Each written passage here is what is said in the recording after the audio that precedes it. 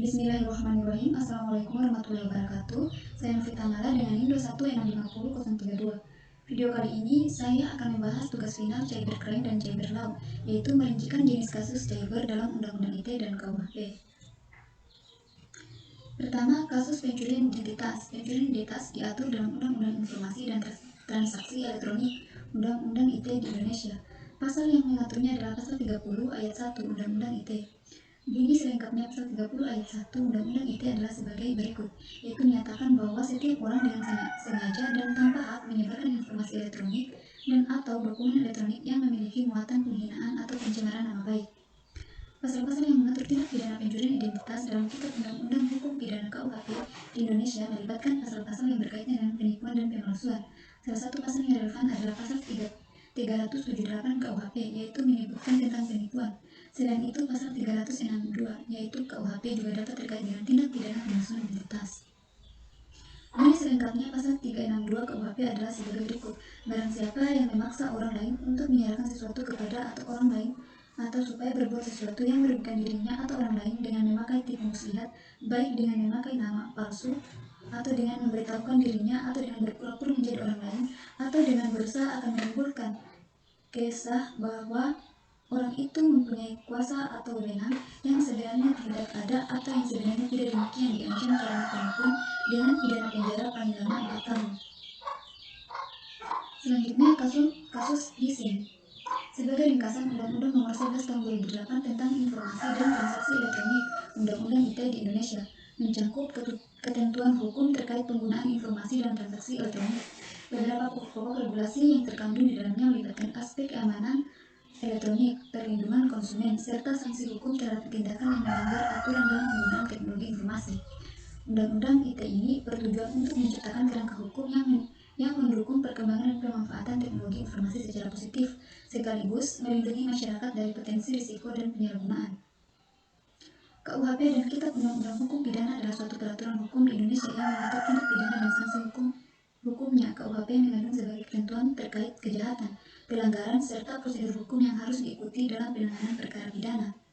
Bunyi selengkapnya Pasal 11 Undang-Undang ITE sebagai berikut, yaitu mengingat panjangnya kitab-kitab undang-undang pidana KUHP, saya tidak dapat menyampaikan seluruh bunyi KUHP dalam satu pesan tertentu atau topik khusus yang ingin Anda ketahui lebih lanjut. 3. Kasus malware. Pasal 34 Undang-Undang ITE yang digunakan untuk pembuatan penyalahgunaan perangkat keras atau perangkat lunak.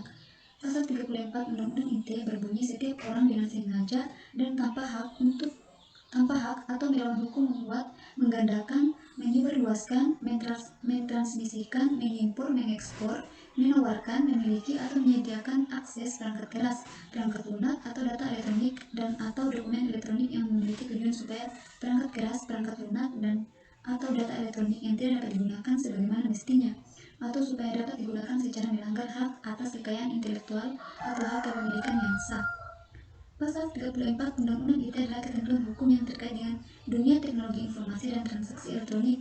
Jika Anda mencari informasi tentang Kitab Undang-Undang Hukum Pidana KUHP yang berkaitan dengan kejahatan tertentu, harap berikan informasi lebih lanjut agar saya dapat memberikan jawaban yang lebih spesifik. Selanjutnya, kasus ransomware. Serangan ransomware telah memenuhi untuk tindak pidana pemerasan yang diatur dalam ketentuan Pasal 368 Ayat 1 KUHP. Sebagai pelaku yang telah melakukan pemerasan yang diatur juga dalam Pasal 27 Ayat 4 Undang-Undang ITE, dibarengi dengan adanya pengancaman dengan menutup akses data korban itu sendiri. Bunyi selengkapnya Pasal 27 Ayat 4 Undang-Undang ITE sebagai berikut, menyatakan bahwa setiap orang dengan sengaja dan tanpa hak mendistribusikan, mentransmisikan, atau membuat dapat diaksesnya informasi elektronik dan atau dokumen elektronik yang memiliki muatan penghinaan atau pencemaran nama baik. Pasal 368 Ayat 1 Kitab Undang-Undang Hukum Pidana KUHP menyatakan bahwa barang siapa dengan kekerasan atau ancaman kekerasan merampas barang sesuatu daripada orang dengan maksud untuk mencapai maksud jahat dipidana karena pemerasan pidana penjara paling lama 9 tahun. Selanjutnya, kasus serangan DDoS.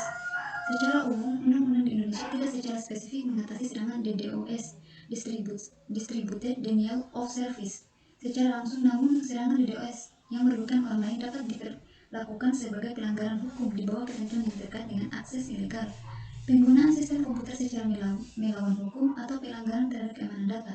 Tentunya hukum yang berlaku dapat mengalami perubahan dan jika ada perkembangan hukum terkait serangan DDoS setelah pengetahuan terakhir saya pada Januari 2002, sebaiknya merujuk pada perkembangan hukum yang lebih baru atau konsultasi dengan ahli hukum.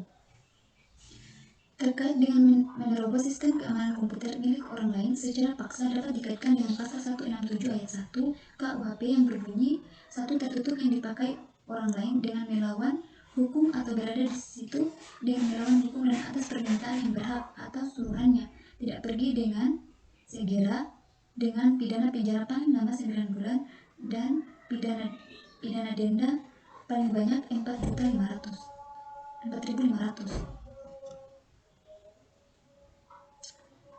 Kasus pencurian kekayaan intelektual. Pencurian kekayaan intelektual dapat diatur oleh Undang-Undang IT Informasi dan Transaksi Elektronik di Indonesia. Salah satu pasal yang relevan adalah pasal 28 Undang-Undang IT yang menyebutkan bunyi selengkapnya pasal 28 Undang-Undang IT. Setiap orang dengan sengaja dan tanpa hak mendistribusikan, mentransmisikan dan atau membuat dapat diaksesnya informasi elektronik dan atau dokumen elektronik yang memiliki muatan penghinaan atau pencemaran nama baik. Dalam konteks KUHP, Kitab Undang-Undang Hukum Pidana di Indonesia, kekayaan intelektual tidak secara spesifik diatur sebagai suatu tindak pidana. Namun, beberapa tindak pidana terkait seperti pemalsuan dokumen, pencurian, dan penggelapan barang dapat mencakup aspek-aspek tertentu dari kekayaan intelektual. Pasal-pasal yang dapat mencakup aspek kekayaan intelektual melibatkan tindak pidana seperti pencurian, penggelapan, atau pemalsuan, misalnya pasal 362 KUHP tentang pencurian, pasal 372 KUHP tentang penggelapan, pasal 263 KUHP tentang pemalsuan surat. Perlu dicatat bahwa interpretasi dan penggunaan pasal-pasal ini dalam konteks kekayaan intelektual dapat bervariasi dan mungkin memerlukan penyesuaian dengan kasus spesifik. Jika Anda memerlukan informasi lebih lanjut, sebaiknya berkonsultasi langsung dengan ahli hukum. Ketujuh, kasus pemalsuan. Pasal 30 ayat 1 Undang-Undang IT yang berbunyi, setiap orang dengan sengaja dan tanpa hak atau melawan hukum membuat, mengirim, dan atau menyebarkan informasi elektronik dan atau dokumen elektronik palsu atau berisi informasi bohong. Pasal tersebut dapat digunakan untuk menindak tindakan pemalsuan dan dalam lingkup informasi elektronik. Bagi informasi yang lebih rinci dan pemahaman yang tepat, disarankan untuk merujuk pada undang-undang yang berlaku atau berkonsultasi dengan ahli hukum.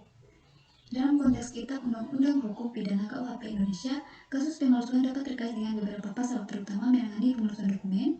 Salah satu pasal yang relevan adalah pasal 263 KUHP yang berbunyi, barang siapa membuat surat palsu, memalsukan surat atau menggunakan surat palsu atau yang dipalsukan dengan maksud untuk memakai sebagai bukti dipidana jika surat itu ada yang ditaklukkan kepada umum dengan pidana penjara paling lama 6 tahun.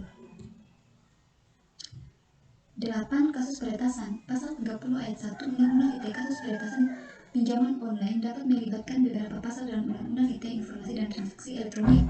Setiap orang dengan sengaja dan tanpa hak atau melawan hukum membuat, mengirim, dan atau menyebarkan informasi elektronik dan atau dokumen elektronik palsu dan atau berisi informasi bohong.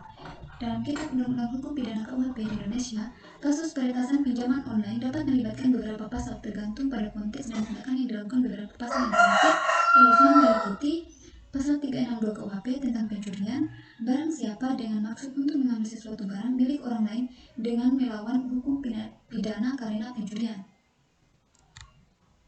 9. Kasus pornografi. Dalam konteks Undang-Undang Informasi dan Transaksi Elektronik Undang-Undang IT di Indonesia, kasus pornografi anak diatur oleh pasal 35 dan pasal 36 Undang-Undang IT. Pasal 35 Undang-Undang IT menyatakan bahwa setiap orang yang dengan sengaja dan tanpa hak atau melawan hukum membuat, menawarkan, menyiarkan, menyiapkan, mengimpor, mengekspor, menyimpan, memperoleh, menawarkan untuk dijual, menjual atau menyewakan materi pornografi anak dapat dikenakan pidana penjara paling singkat 6 tahun dan paling lama 15 tahun, serta denda paling sedikit 250 juta dan paling banyak 5 miliar. Dalam konteks Kitab Undang-Undang Hukum Pidana KUHP di Indonesia, kasus pornografi anak dapat melibatkan beberapa pasal, terutama yang terkait dengan perlindungan anak dan kejahatan terhadap kesusilaan. Pasal 81 Undang-Undang Nomor 17 Tahun 2016 tentang Perlindungan Anak, setiap orang menyiarkan atau menyebarkan pornografi anak dipidanakan dengan pidana penjara paling lama 15 tahun dan atau pidana denda paling banyak 5 miliar. Yang terakhir, kasus cyberbullying. Pasal-pasal tertentu dalam Undang-Undang ITE seperti pasal 27 hingga pasal 28B mengatakan tentang penghinaan dan penyebaran informasi yang dapat merugikan media elektronik. Perubahan atau amandemen pada Undang-Undang ITE juga mungkin terjadi sehingga disarankan untuk selalu memeriksa peraturan terkini. Setiap orang dengan sengaja dan tanpa hak menyebarkan informasi elektronik dan atau dokumen elektronik yang memiliki muatan penghinaan atau pencemaran nama baik. Berikut adalah kutipan beberapa pasal dalam Kitab Undang-Undang Hukum Pidana KUHP Indonesia yang berkaitan dengan tindak cyberbullying atau penghinaan dalam media elektronik. Pasal 310 KUHP, barang siapa dengan sengaja dan melawan hukum merusakkan menghancurkan barang-barang orang lain dipidanakan dengan pidana penjara paling lama 5 tahun atau pidana denda paling banyak 900.000. Nah, itu saja yang bisa saya sampaikan. Lebih dan kurangnya mohon dimaafkan. Wabillahi taufiq wal hidayah. Wassalamualaikum warahmatullahi wabarakatuh.